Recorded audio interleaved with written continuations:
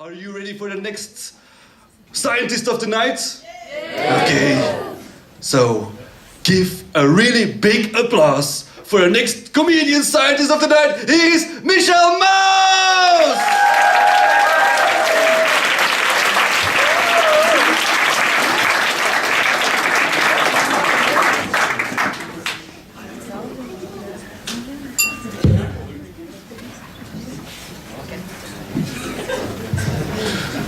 Hello, good evening. I'm Michel Mouse and I'm a lawyer. Come on, give me a boo. Come on. I want a boo. Come on. All right. But it's even worse because I'm a tax lawyer. Okay, that feels great. You know, there's a saying going on that tax lawyers are just like taxidermists. When we pass by, we only leave the skin. In fact, there are two types of tax lawyers. One part is working for the tax administration, and the other part is working for the private sector. Tax lawyers that are working for the tax administration, well, their job consists in catching tax fraudsters and to collect as much tax as possible. They're like superheroes, but then far less exciting, sitting behind a desk, collecting taxes. But they share the same goal in life, making society a better place. Oh. But the tax lawyers that are working for the private sector, that's something different. Their job consists in avoiding as much tax as possible. They're the super villains. But then much more exciting, because they never get caught. And the ones who do get caught, well, they're not villain enough. So, two types of tax lawyers, but they are in perfect balance with each other, because they create each other's jobs. They're a bit like Belgian politicians. That's just the same. They create jobs for each other as well.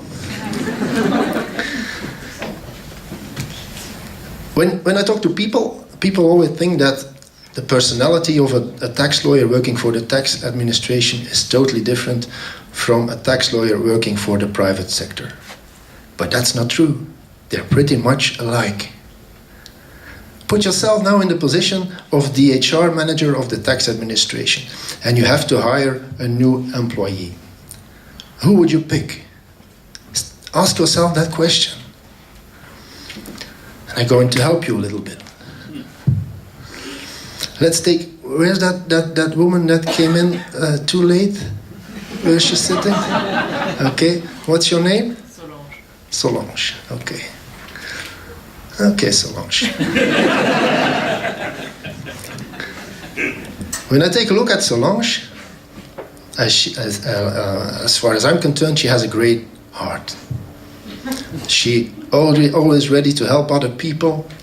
She's a Red Cross volunteer. When there's protest marches against inequality and against poverty, she is there. So she's all in for society.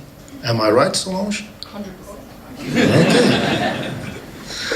So if you're still the HR manager looking for a new employee, well, Solange is the perfect civil servant. The logic would be that you hire her, of course. But please don't. Please don't. If we put Solange in front of a tax fraudster, what will happen? Well, the story would be like, well, Mrs. Solange, I know I did something wrong, but I have a wife and 3 kids and 2 girlfriends, and they cost me an awful lot of money, and all my competitors are doing just the same, so I have to keep up with them. So please, don't judge me too hard. And after 5 minutes, Solange will be, well, okay, I understand. So, let's leave the past behind us. But you have to promise me that in the future, you will pay your taxes correctly. I promise, Solange, I promise. That won't work. of course that won't work. We need something else. We need other personalities. Where's that guy that came in too late? What's your name? Ahat. All right. Okay, I'll take a look at you.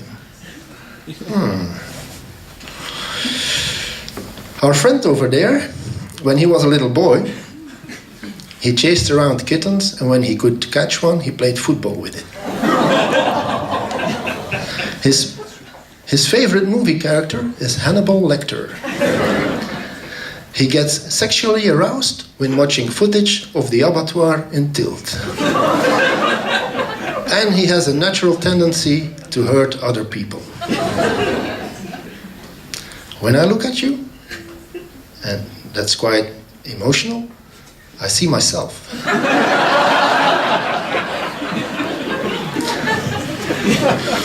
So if we put these kind of people before a tax fraudster, the story would be totally different. Okay, my friend, I heard your rubbish story, and now I'm going to tell you what I'm going to do. I will seize your house. I will seize your bank accounts. I will seize your car, and I will put you and your 3 posh kids and your ugly wife on the street, because the gutter, that's where you belong. And for the rest of your life, I will haunt you, your rest of your miserable life. See the difference? You're still the HR manager of the tax administration. Who will you hire? I guess the choice is obvious. But we're not just in need for these kinds of psychopaths for our tax administration. We need the same kind of people for our government as well. Do you remember who was appointed as Tax Fraud Secretary of State at the beginning of the current federal government? Do you remember? It was Elke Sleurs. Elke Sleurs, one of the leading ladies from the Belgian political party N-VA, and she was appointed as Tax Fraud Secretary of State. But do you know what her profession was before she became Tax Fraud Secretary of State? She's a gynecologist. That's right. A gynecologist who became, from one day at another, the most important person in the federal government to combat tax fraud. It was a joke. In the tax world, we didn't stop laughing. It was hilarious. But one person didn't laugh at all. Me. I found it was an excellent choice. I found she was perfect for the job. Come on, think about it. She's a gynecologist. She likes blood. She liked to watch other women in pure agony while giving birth to a child. And thirdly, when she goes home, she always takes a piece of the cake, the placenta. So she was perfect for the job. So we need these kind of people as tax lawyers in our society, and it's important that we can detect our talents as soon as possible. That's why I was pretty much amused when I heard the proposal of the Flemish government that from now on in high school we will have to educate our high school students about the basic principles in economics, in finance and in tax. Okay, cool. And all the opinion makers were quite positive about this proposal. And I guess we have, at first sight, we have to acknowledge that this is a positive measure. Because let's face it, when our boys and girls graduate from high school, they're grown, but not really grown. This means that they know out of experience what binge drinking is. They know that shaving down under requires a lot of soap, and they know that a gangbang is not quite a normal sexual behavior, but they still don't know how taxes work. So, okay, there's some kind of positive action in the proposal to educate our high school students about tax. So, good proposal. Not for me. I think it's a bad proposal. I think it's even a dangerous proposal. Think about it. What will happen if we teach our high school students about tax? I'm the teacher now. Well, boys and girls, I'm your teacher, and today we're going to talk about tax. You're in high school right now, and you have to work very hard to get your high school degree.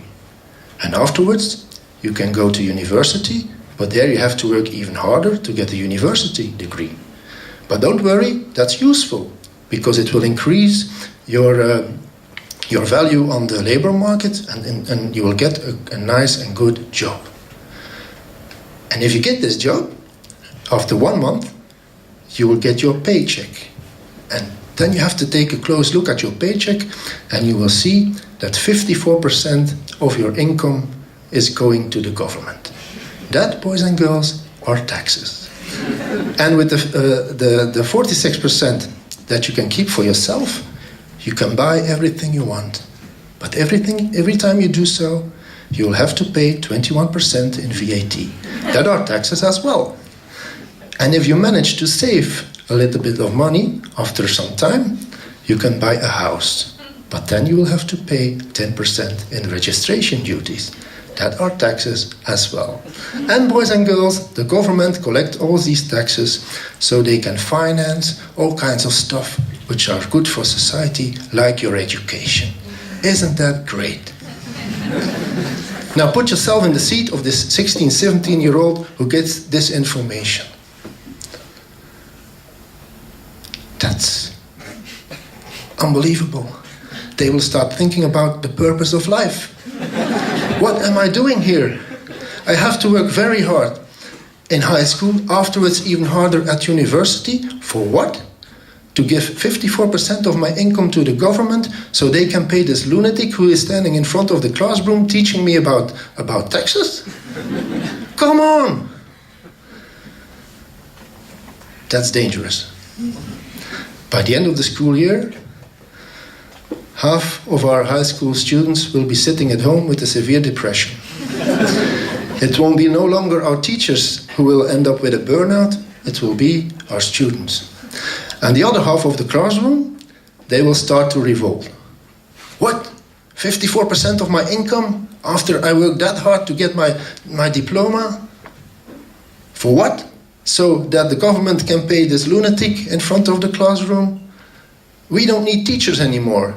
All I need is a smartphone and Google. So fuck taxes. And that's when it becomes very dangerous. If this idea starts to spread, what will be the end of it? I will lose my job. So please don't teach our students about taxes. Leave taxes to the tax lawyers, because also psychopaths deserve to make a living. Thank you and good night.